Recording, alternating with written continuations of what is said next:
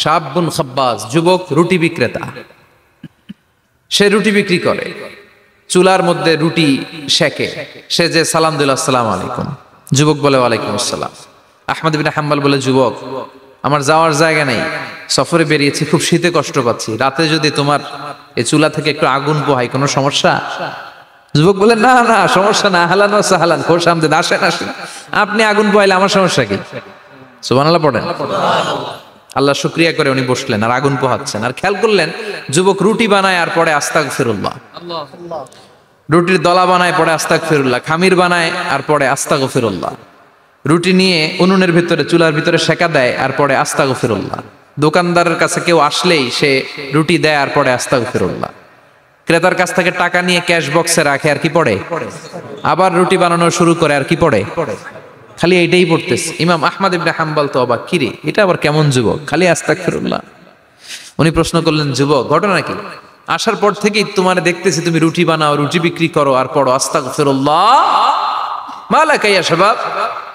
যুবক বলে, আস্তাগফিরুল্লাহ আমার সবচেয়ে বেশি পছন্দের আমল, আমি সব সময় আঠার মতো ইস্তেগফারের সাথে লেগে থাকি আর সব সময় পড়তে থাকি আস্তাগফিরুল্লাহ, আর এর বদৌলতে আল্লাহ আমারে মুস্তাজাবুদ দাওয়া বানিয়ে দিয়েছে। আহমদ ইবনে হাম্বল তো অবাক, আনতা মুস্তাজাবুদ দাওয়া, তুমি মুস্তাজাবুদ দাওয়া রুটিওয়ালা? আমি এত বছর হাদিস পড়াই, আমিও তো মুস্তাজাবুদ দাওয়া না, আর তুমি রুটি বেচো বাজারে, তুমি মুস্তাজাবুদ দাওয়া, তুমি দোয়া করলেই সব কবুল হয়ে যায়? যুবক বলে, নাম আনা মুস্তাজাবুদ দাওয়া, আমি আমার জীবনে যত দোয়া করেছি কবুল করে নিয়েছে কে? আল্লাহ। সব দোয়া কবুল করে নিয়েছে আল্লাহ, একটা দোয়া ছাড়া। কয়টা? আহমদ ইবনে হাম্বলের কৌতূহল, কিউরিওসিটি আরো বেড়ে গেল, কি সব দোয়া কবুল হয়েছে একটা দোয়া ছাড়া? মাযালিকা দোয়া ইয়া শাব, কি সেই দোয়া?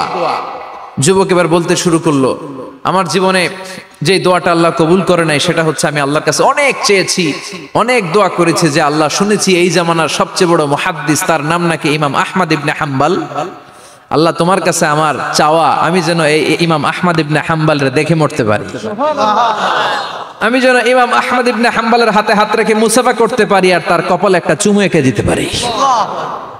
আহমদ ইবনে হাম্বল আবেগপ্রবণ হয়ে গেলেন, চোখের পানি ছেড়ে দিলেন, বললেন, যুবক তোমার এই দোয়াটাও কবুল হয়ে গিয়েছে। আহমদ ইবনে হাম্বলের দেখার সাক্ষাৎ পাওয়ার জন্য আহমদ ইবনে হাম্বলের বাড়িতে তোমার যাওয়ার দরকার নাই, আহমদ ইবনে হাম্বল তোমার দরবারে ছুটে এসেছে। আনা আহমদ ইবনে হাম্বল মুহাদ্দিসুদ দাহর, আমি নিজেই আহমদ ইবনে হাম্বল। যুবক চোখের পানি ছেড়ে দেয়, আহমদ ইবনে হাম্বল চোখের পানি ছেড়ে দেয়। যুবক চিৎকার মেরে ইমাম আহমদ ইবনে হাম্বলকে জড়িয়ে ধরে, হাতে হাত রেখে মুসাফা করে, কপালের মধ্যে চুমু খায় আর আল্লাহর শুকরিয়া করে বলে, ও ইমাম, আসলে এই দোয়াটাও আল্লাহ আজকে কবুল করে নিল। বিশ্বাস হয়? সবসময় ইস্তেগফার পড়লে আপনার দোয়াগুলোর এইভাবে কবুল করে নিবে কে? এই পাঁচটা জিনিস পাবেন সবসময় যদি ইস্তেগফারের সাথে লেগে থাকেন। রাজি আছেন তো? এজন্য বিশ্বনবী সব সময় নামাজে সালাম ফেরানোর পরে পড়তেন আস্তাগফিরুল্লাহ। কি পড়তেন? তিনবার পড়তেন আস্তাগফিরুল্লাহ, আস্তাগফিরুল্লাহ, আস্তাগফিরুল্লাহ। পড়তে রাজি আছেন? ইস্তেগফারের অনেকগুলো আলফাজ আছে, সবচেয়ে ছোট ইস্তেগফার হচ্ছে এটা, আস্তাগফিরুল্লাহ, আস্তাগফিরুল্লাহ। আরো আছে আস্তাগফিরুল্লাহ আল্লাযী লা ইলাহা ইল্লা হুয়াল হাইয়ুল কাইয়্যুম ওয়া আতুবু ইলাইহি। বিশ্বনবী বলেন, এই ইস্তেগফারটা যদি কেউ পড়ে, আত-তাওয়াল্লি মিন ইয়াউমিজ যাহাফ, যুদ্ধের ময়দান থেকে পালিয়ে আসা কবিরা গুনাহ। কি গুনাহ? কাফেরদের সাথে যুদ্ধ, আমি তাগড়া যুবক, তলোয়ার নিয়ে নেমেছি, আমার দেহের এক ফোঁটা রক্ত থাকা পর্যন্ত আমি যুদ্ধ চালিয়ে যাব, আমি ফিরে আসতে পারবো না, আইনটা কার? ফিরে আসলে কবিরা গুনাহ। বিশ্বনবী বলেন, যুদ্ধের ময়দান থেকে ফিরে এসেছে এরকম কবিরা গুনাহ অবলম্বনকারীও যদি আস্তাগফিরুল্লাহ আল্লাযী লা ইলাহা ইল্লা হুয়াল হাইয়ুল কাইয়্যুম ওয়া আতুবু ইলাইহি পড়ে, ওই কবিরা গুনাহকারীকেও ক্ষমা করে দিবে কে? পড়তে রাজি আছেন তো? আবার সাইয়েদনা আবু বকর বললেন, ইয়া রাসূলুল্লাহ আল্লিমনি দুআআন আদউ বিহি ফি সালাতি, এমন দোয়া আপনি আমারে শিক্ষা দেন যেই দোয়াটা আমি নামাজে পড়তে পারি।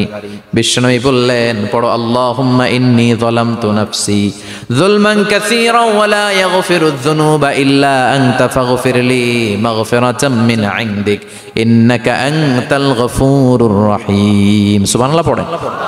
এটাও ইস্তেগফার। আমরা এটার বলে দোয়া মাসুরা, সালাম ফেরানোর আগে পড়ি না? যেখানেই ক্ষমা চাওয়ার কথা আছে ওইটারই কি বলে? ইস্তেগফার। আল্লাহুম্মা ইন্নী যালামতু নাফসি, আল্লাহ জুলুম করেছি, জুলমান কাসীরা, অনেক জুলুম। ওয়ালা ইয়াগফিরুয যুনুবা ইল্লা আনতা, তুমি ছাড়া এই গুনাহ ক্ষমা করার তো কেউ নাই। ফাগফিরলি মাগফিরাতাম মিন ইনদিক, তোমার দয়ায় আমারে ক্ষমা করে দাও। ইন্নাকা আনতাল গফুরুর রহিম, তুমি হলা ক্ষমাশীল। ঠিক কি না? এটাও ইস্তেগফার, এটাও পড়বেন। আর এই সব ইস্তেগফারের শ্রেষ্ঠ ইস্তেগফারের নাম সাইয়্যিদুল ইস্তেগফার। যত ইস্তেগফার হতে পারে এর মধ্যে সবচেয়ে শ্রেষ্ঠতম ইস্তেগফার নাম কি? কথা কন। বুখারীর বর্ণনা, শাদ্দাদ ইবনে আউস রাদিয়াল্লাহু তাআলা আনহু বর্ণনা করেন, এই সাইয়্যিদুল ইস্তেগফার দিনের বেলা যে পড়বে ওই দিনে মারা গেলে সে জান্নাতি। এই সাইয়্যিদুল ইস্তেগফার রাতের বেলা যে পড়বে ওই রাতে যদি ইন্তেকাল হয় ওই লোকটা জান্নাতি। মুখস্থ আছে না? কার কার মুখস্থ হাত তুলেন। মাশাআল্লাহ, তাবারাকাল্লাহ, মাশাআল্লাহ, মাশাআল্লাহ। আর যাদের নাই তাদের হোমওয়ার্ক, তাদের আল্লাহুম্মা আনতা রাব্বি লা ইলাহা ইল্লা আনতা খালাকতানি ওয়া আনা আবদুক ওয়া আনা আলা আহদিকা ওয়া ওয়া'দিকা মাস্তাতা'তু আউযু বিকা মিন শাররি মা সানা'তু আবু'ু লাকা বিনি'মাতিকা আলাইয়া ওয়া আবু'ু লাকা বিযামবি ফাগফিরলি ফাইন্নাহু লা ইয়াগফিরুয যুনুবা ইল্লা আনতা। সুবহানাল্লাহ পড়েন। আজকে রাতে পড়ছেন, মারা গেলে জান্নাতি। চিল্লায় পড়েন না আল্লাহু আকবার।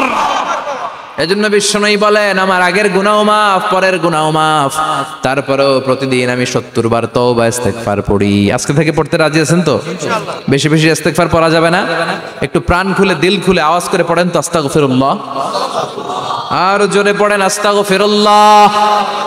আবার সবাই পড়েন আস্তাগফিরুল্লাহ। সব সময় তওবা ইস্তেগফার যারা পড়ে তাদেরকে পছন্দ করে কে? সব সময় জিকির করে করে জিহ্বাটারে যারা ভিজিয়ে রাখে তাদেরকেও পছন্দ করে কে?